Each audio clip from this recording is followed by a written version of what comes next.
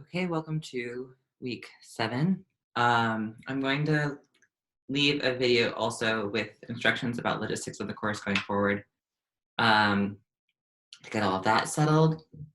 For this is just going to be content. This is week 7, and as you may have noticed, I have, as of Thursday, March 19th, just changed the readings. We did have a reading about competition. Now we have 3 readings. There's a 5-minute podcast episode on the difference on whether or not healthcare is a public good. There is a medium-sized article by Mariana Mazzucato actually making a case that indeed healthcare is a public good and therefore fit for provision by the government. And there is also a poem that has been circulating around by Dory Midnight that I think is just helpful for the time. I figure might as well focus our material on what we're all thinking about. So this is all material from the past few weeks. Okay, so I'm gonna this week do one video for Tuesday, Thursday class and the Saturday class. So Tuesday, Thursday class, we played the public goods game on Tuesday before BMCC went on recess. So what the public goods game is, if you haven't played it or if you don't remember, is every individual person in the classroom has an allocation of $10, 10 euros, 10 pieces of candy, 10 items, and they get to decide how much to put in a private fund and how much to put in a public fund. Whatever they put in the private fund, they'll get back. So if I put 10 pieces in the private fund, I'll get 10 pieces back. Whatever I put in the public fund will be multiplied by 3 and then divided amongst everybody in the game. So if we all put all of our money in our private fund, all 10 in the private fund, then we all individually get 10 back. If we all take all 10 and put it in the public fund, then all of us have all 10 put in the public fund. It's multiplied by 3, and then we each get 30 back. Okay. What gets tricky is, as the Tuesday, Thursday class will have seen, is that there's an incentive to cheat, basically. So if we all cooperate, we all get the most. But if you all cooperate and I take my 10 and put it in my private fund, then I get whatever was divided up from the public fund and my full 10 from the private fund again. Okay, so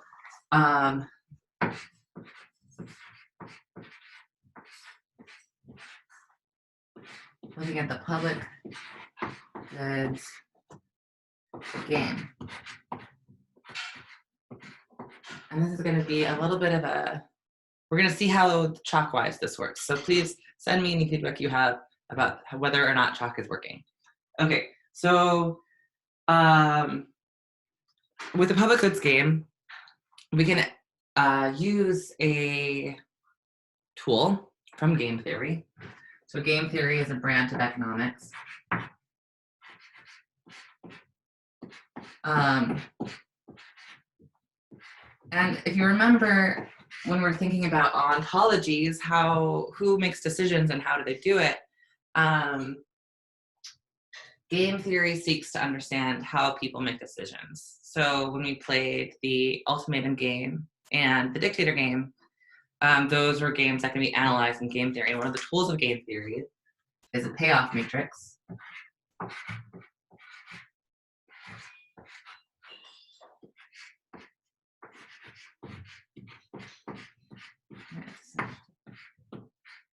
And a payoff matrix, what it shows you is all of the different possible outcomes.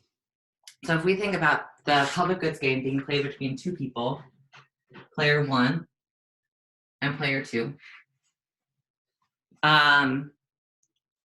then we have, and if we think of there only being 2 choices for each player, so player 1 can either C, cooperate, and put all of their 10 pieces of candy into the public fund, or they can 2D,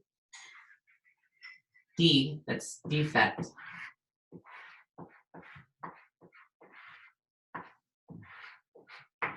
defect, not the noun, as in that is a defect. Defect is in the verb, as in I defect. So if they defect, what that means is they've taken all 10 and they put it in a private fund. They cooperate, put it in the public fund for multiplication and division, or they can defect, keep everything in the private fund for themselves. Right, and player 2 has the same choice.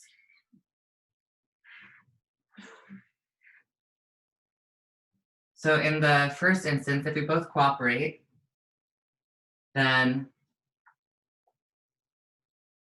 that means that, let's do this way. In case 1-1, if we both cooperate, then private 1, private 2, public. If we both cooperate, then there's 0 in private 1, 0 in private 2, and then 10 plus 10 in public multiplied by 3 per the game of the rules, or the rules of the game. That's 60. So when we divide that out back into the two players, that means that the payoff they receive is they each get 30.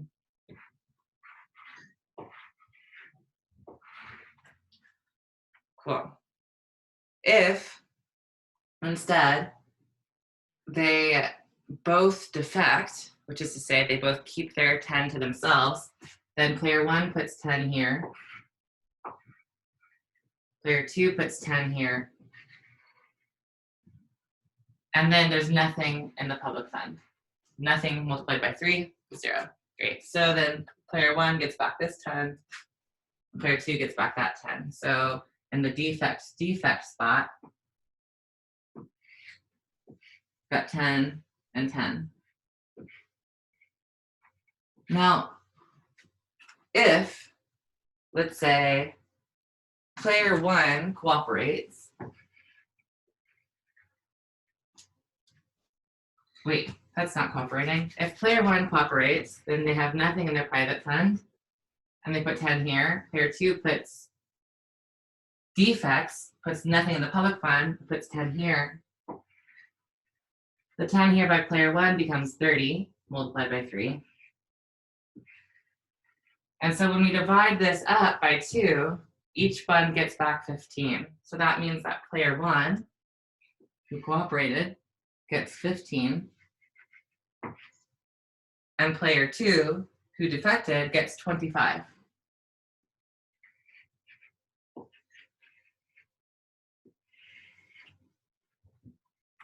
Okay. We can imagine if we do it the other way, player 1 keeps all 10, player 2 puts all 10 in the public fund, it gets multiplied by 3. Player 1 gets 25.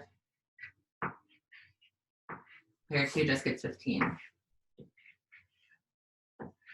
So the punchline of this game is that while the best situation for sure is that we both cooperate and we both get 30-30, we each get 30, there's a problem, and that is if I cooperate and you don't, then I'll only get 15.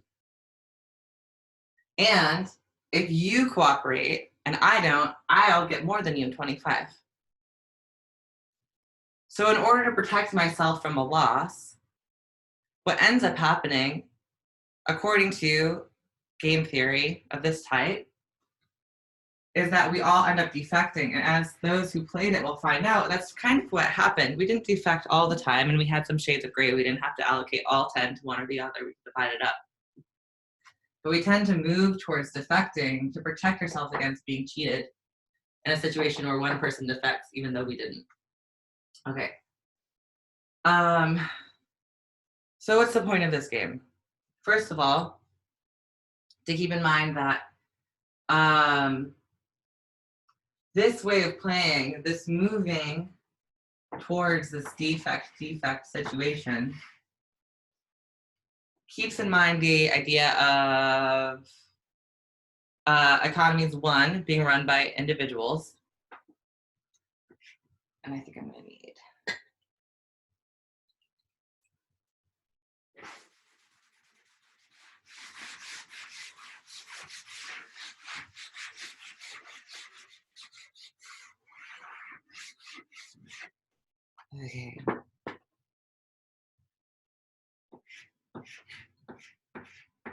So if we look at the ontology of this game theory, we see that it's being run by individuals. They're the ones making the decisions. They're making the decisions that are best for them. We would say that they are also rational, which in this case means more is more. And they also are self-interested.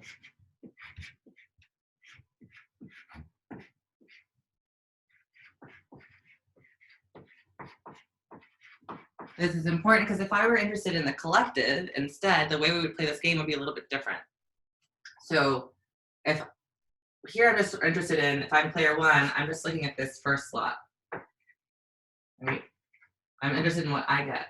If I'm interested in what we get as a whole, then I would be interested not in just what we get, but what these two add up to. So in this case, we both cooperate, we both get 6, or the whole gets 60. Here, if one person defects, still in total, we get 40. And here, if we both defect, we get 20. So in that situation, if we were concerned about the whole instead of just ourselves, we would always cooperate, because even when we get cheated, the whole gets more than if we both defect. Okay, but that's not where we are. We're in this conception of individuals as rational and self-interested, which is, right, our neoclassical ontology. More is more, and I want as much as I can get, just for me. Okay. Great. Okay, so this game is important when we start thinking about the different types of goods that exist. So when we think about market economies, we're usually thinking about private goods. And private goods are, right, not public goods, private goods.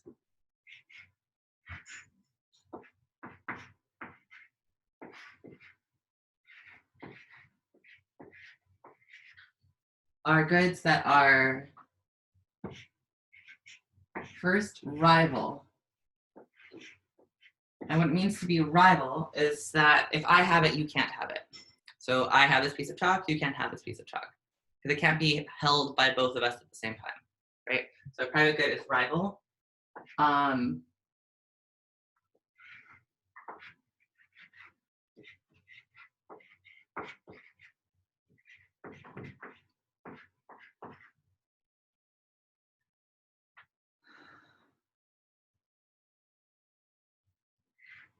So we can say ownership of a rival good excludes others from ownership.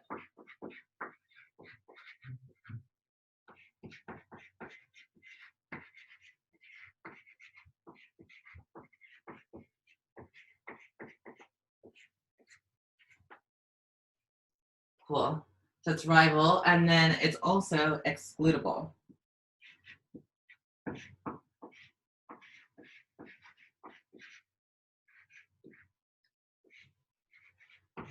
And for a good to be excludable, what that means is that I can keep you from having this. So thinking about like sidewalk chalk in a store has a price tag on it. And if you take it without paying for the price on the price tag, then we have institutions in place we have a guy at the door who will follow you out or ask you to come back and pay for it. And we have laws defending the previous owner of the chalk, the store, from your taking it, right? So the nature of having those institutions in place means that chalk in a store for sale is excludable. So excludable means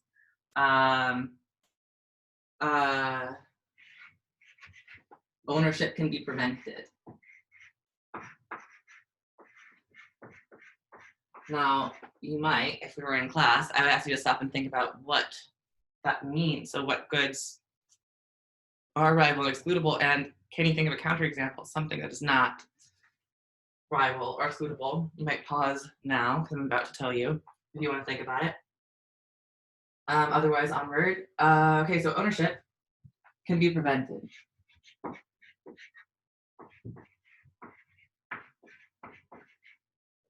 So we're going to make ourselves another matrix of sorts. Okay. And that is, all right, we'll think about if something is rival. And of course, if something is excludable.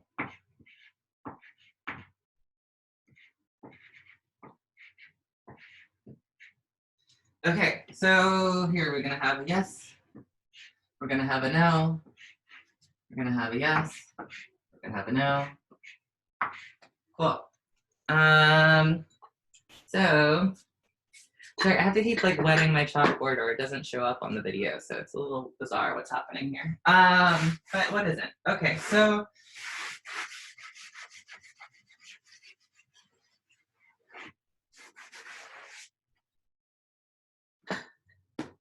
all right, so if a good is both rival and excludable, it's called a private good. And when we're talking about markets, that's usually what we're talking about. Things that's sold in stores, for example, are private goods. And if you've listened to the logistics video, or when you do, you will learn that we're moving discussion to discussion boards on Blackboard. So inside of Blackboard, there's discussion boards.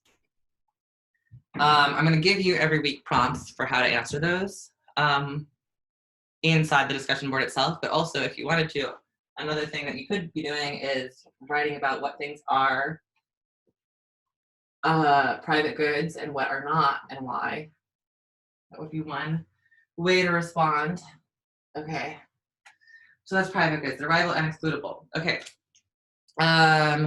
quickly, club goods.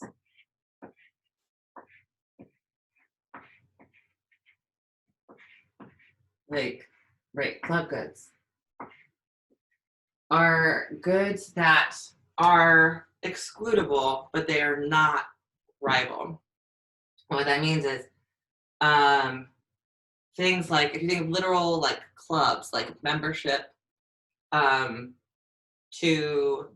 the golf club, perhaps the golf club can hold quite a few more people than it actually admits.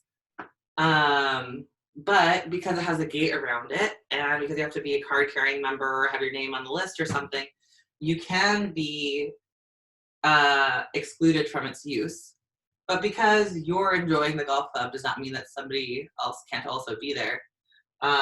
It's not considered rival, right? So that'd be a classic case.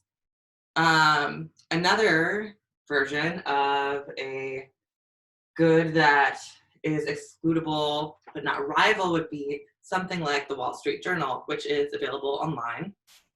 And so it can be replicated as often as there is an internet connection, right?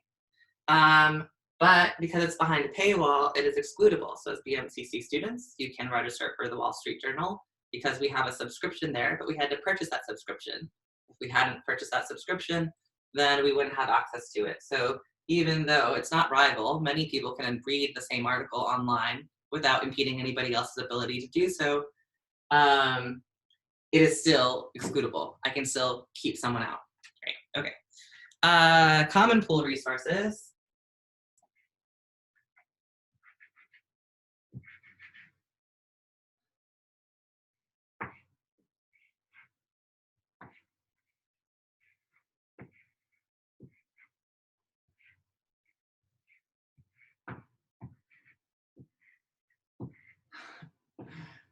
Okay, common pool resources. Common pool. We have it in common. We're going to the pool. Okay, common pool resources are things that are, yes, rival. This is definitely a Y. And not excludable. So if you ever have heard about the tragedy of the commons,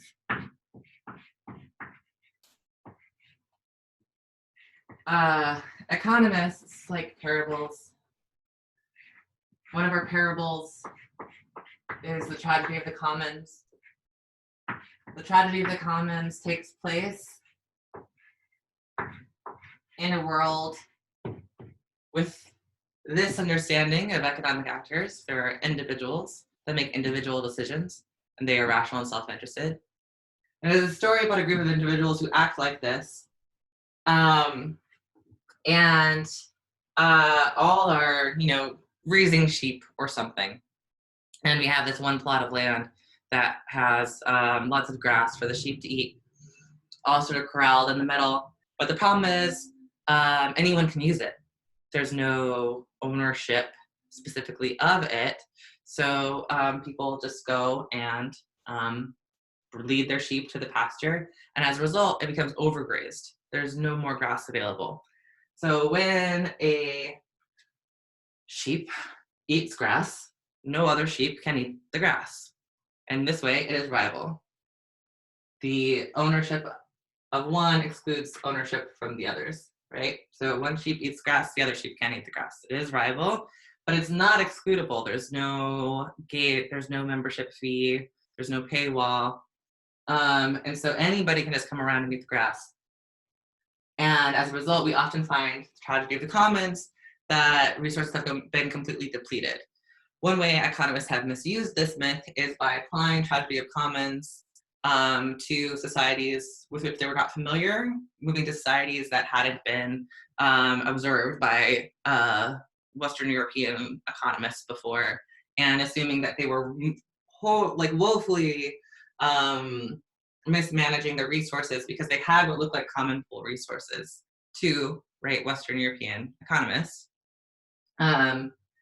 When in fact they were resources that were well managed, but not through individual decision making and laws about you have to have a paywall to get in here, but more about making communal decision making.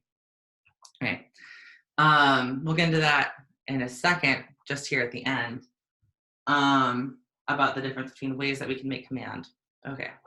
So the last type of goods is our public goods. So public goods are neither rival nor are they excludable.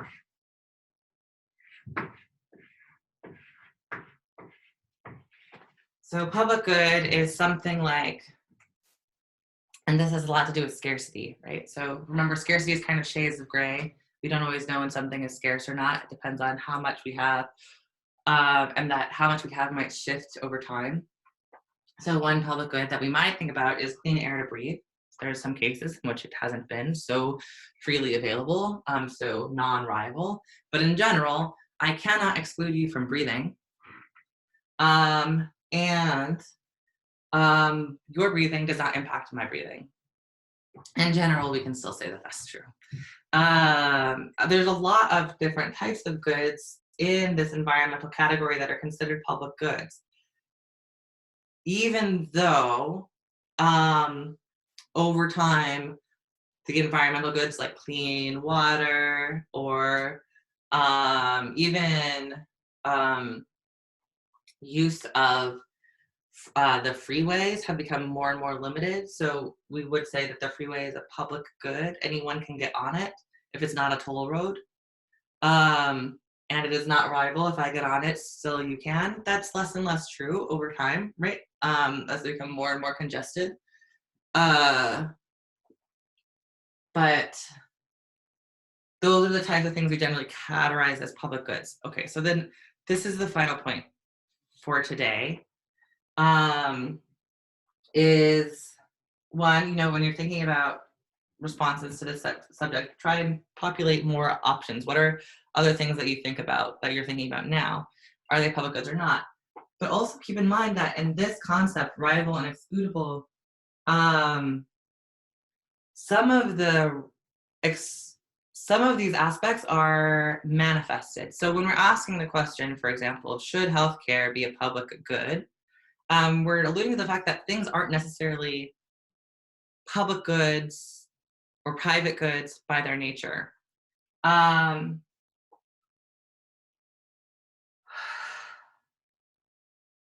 Right. Yeah. We're just stick there. So there's nothing really necessarily inherent about sidewalk chalk that it's excludable in particular. Rival is easier to see, right? But even then, we have shades of gray. So when it comes to rival, if I'm using this chalk, you can't use this chalk. If a sheep eats this grass, then your sheep can't eat this grass. We can see how things are rival. But when it comes to clean water or air or the freeways, it's harder to tell if it's rival or not.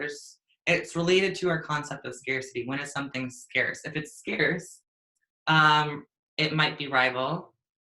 If it's not scarce, it might not. It might not. Chalk might be abundant, but it's not rival because you can't have this at the same time.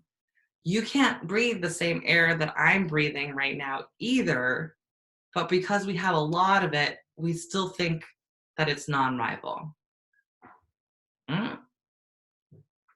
If that does or does not make sense to you, this would also be a good topic to write about discussion boards. When Al said this thing, I was totally lost. That's a perfectly fine compliment. I don't know if it's a compliment, but it's a perfectly fine comment or thread or response or whatever.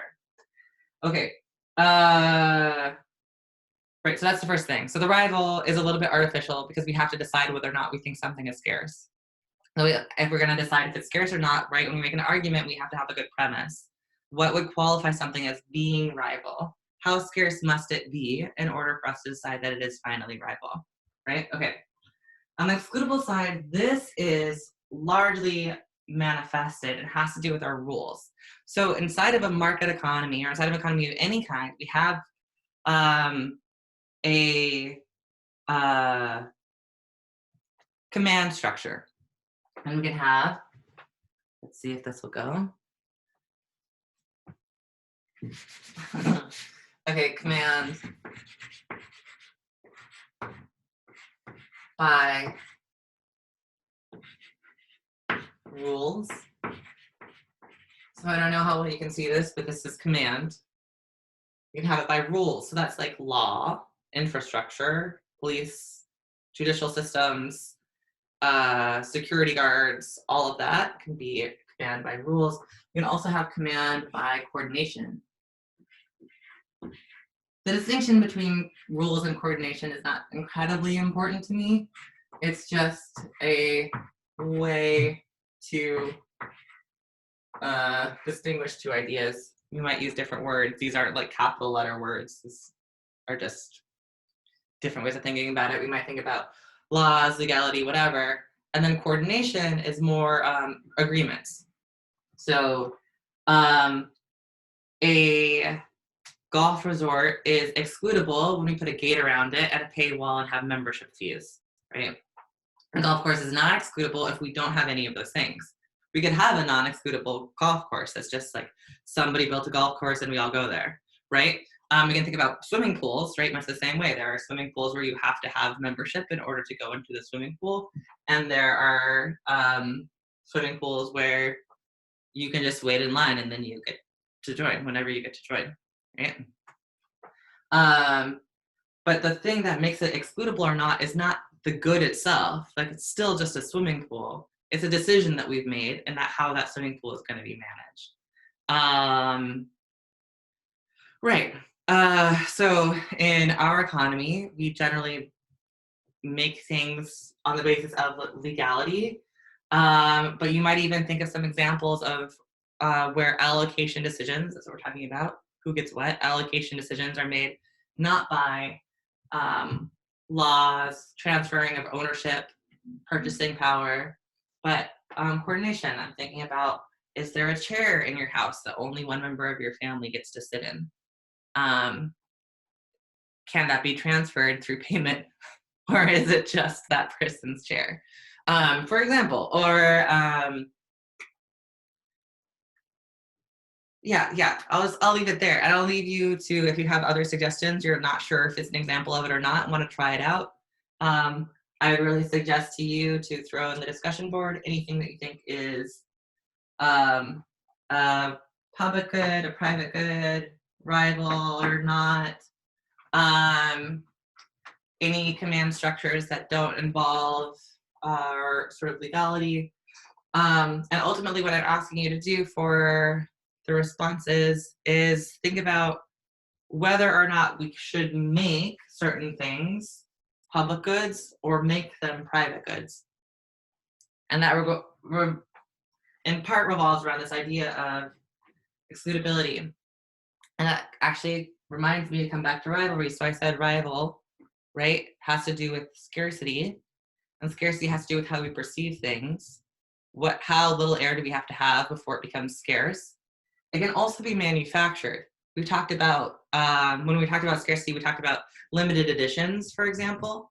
If there's a limited edition of something, then it's manufactured scarcity. There's no reason why it has to be scarce. We could have an abundance of these tennis shoes, but we have chosen to produce them in small number, right? So, right, drop comments about how do you know if something is rival? How do you know if something is excludable? Is this good rival or not?